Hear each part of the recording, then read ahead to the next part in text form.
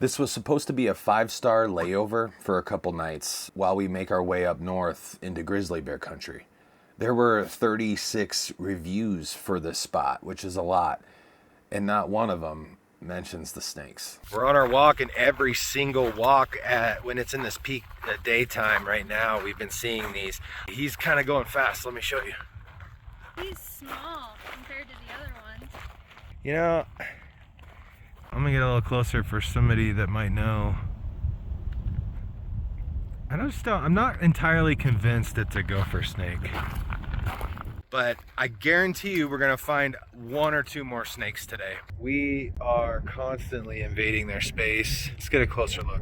Dare said that their bite feels just like a pinch. I was gonna see if she wanted to stick her toe out here at all. Yeah, that's the first one on this walk. I'm gonna turn it back on every time I see one, just because this is very unique.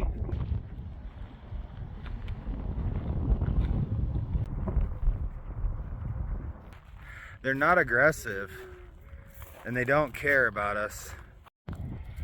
Sergi, what is that? It's probably a good 3-4 foot.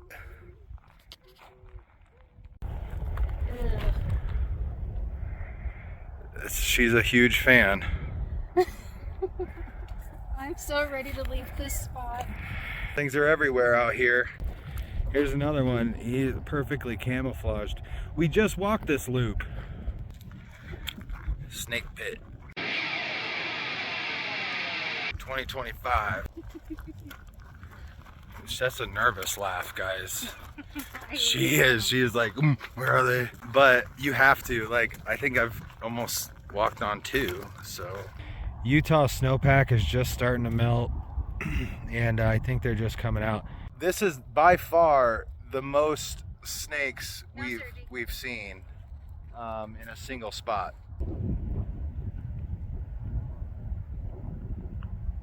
I'm done with the gravel pit. Well, Dad's meeting us here. Probably he should be here in about an hour and a half or so. And we're staging for our trip up into the Provo area. This is just a little pivot. I mean, this isn't like a destination. This is more like a flat spot we can park and not have to worry about anything, get some work done, and wait for this very busy holiday weekend to end. And then we're gonna jump all over those spots. Hopefully we can find some great ones. We're caravaning with my dad again this year, and we're making our way up to the Grand Teton and Yellowstone National Park areas. This is our favorite area of the United States for wildlife by far, and some of the best camping in the world is done here. But that also means that competition for spots is very high. We want to get there as soon as possible, but not too soon, because if we do, we're going to run into a couple of very big problems. The first one is camping limits. Depending on how close you're camping to the park, maybe you're camping within the park boundaries, you're gonna see camping limits anywhere from 5 to 16 days, depending on the time of year. As it stands right now, we probably have enough camping spots to last out here for about 30 days without breaking any rules. But that's not gonna be long enough because our baby boy Harrison is due late August, and we plan on having him in Jackson, Wyoming, so we're going to need to hover in this area for quite some time this summer. What a bummer, right? But that means we are going to need a lot more spaces if we're gonna pull this off. In one of the most popular camping spots in the United States during the most popular time of the season. And that's not going to be very easy, even for us. This little thing just ran up in our camp this morning. Sergi found her, and I think she got dropped off. We saw a black car just screaming out of this parking lot. I'm gonna go talk to this van lifer over here real quick, just to make sure he didn't lose a dog. We walked her around, and nobody wanted to claim her, so I'm gonna ask him real quick, because I didn't see him out before. Hey, morning, brother. You didn't lose a dog by chance, did you at all? All right, man. Yeah, take care. Yep. So, we called the animal shelter. They text us back and they had us call dispatch. Dispatch is asking for us to bring it down to the shelter because they just don't have the staff to come get it. Very remote highway. I mean, there's bear out here and cougar and everything, so she is a little sweetheart, and I know she was very thirsty. She got a big drink of water. When you drop off a puppy and you put this on other people, I don't know, that is man, that's tough. So I hope the shelter's good, but we're on our way.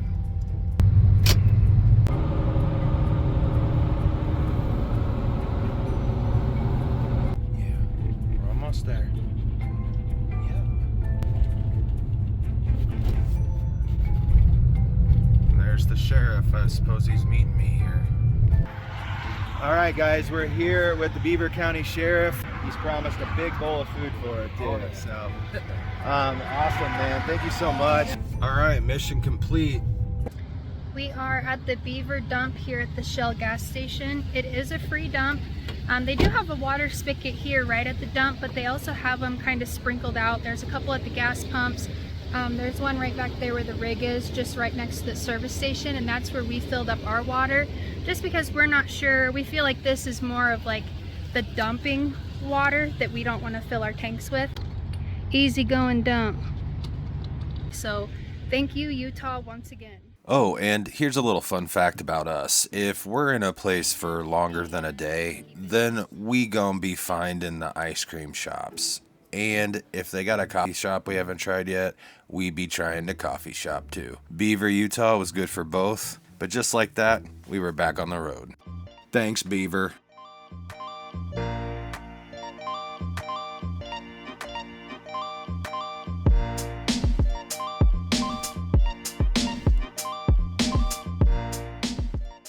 The second major problem we're going to run into if we get there too soon is going to be the weather. It's too cold for us there right now, so we take our time and we move north as the weather turns good. And sometimes that means that we can't move as fast as we'd like to, but that opens up great opportunities to scout up areas that we didn't get to in the past.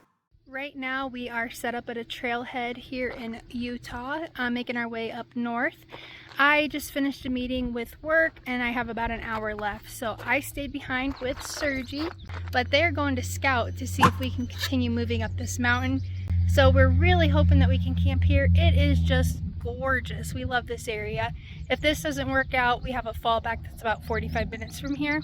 But I'm so excited to be back in the mountains and heading up north. I cannot freaking wait. It has been way too long. The scout man has made it back. We hit our second road closure sign. I think from all the snowpack melt. If the road isn't paved, it looks like if it got hefty snow this winter, that they just can't deal with all the water. We're gonna have to do a better job of checking with the Forest Service's maybe website to see about road closures, I guess. But either way, it was way too steep, single lane most of the time, and I'm talking really steep. Like, I mean, if you can make it up there, I mean, good for you, because it looks awesome with wildlife possibilities. Lots of meadows with tree line. It looks amazing. I wish we could do it. Our second spot was beyond that road closure, so that's a no-go too. When you're riding that weather line as close as we are this year, you don't really give the higher elevations long enough to thaw out. We could definitely hang back 2 weeks to a month, wait for these areas to open up and camp them, no problem. But that's not our plan this year. So what I'll do is I'll take the coordinates and jot some notes down for next time.